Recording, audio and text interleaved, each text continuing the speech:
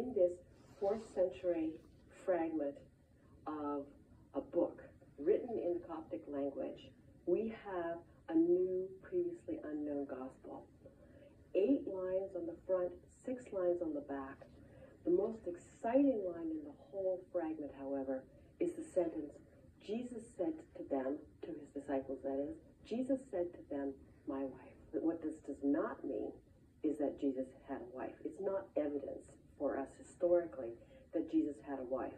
It's quite clear evidence, in fact, that some Christians, probably in the second half of the 2nd century, that's between about 150 and 200 AD, thought that Jesus had a wife. We have, of course, in the last decades, numerous examples of these kinds of things, where they found Jesus' tomb, where they found James's ossuary. So I was extremely skeptical. And without actually too much trouble, I saw how the sentence is right in front of what's existing. That is to say, what would be in the missing part that fit with the mother was very closely related to a particular saying in the Gospel of Thomas.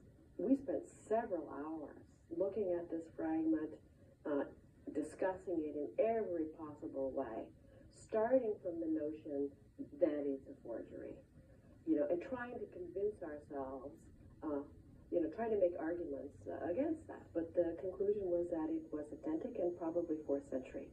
I was very interested in asking the question, when was the first time that we have evidence of that anybody actually said Jesus was not married? And I was surprised to find that it is indeed right during the same period when we're dating this fragment.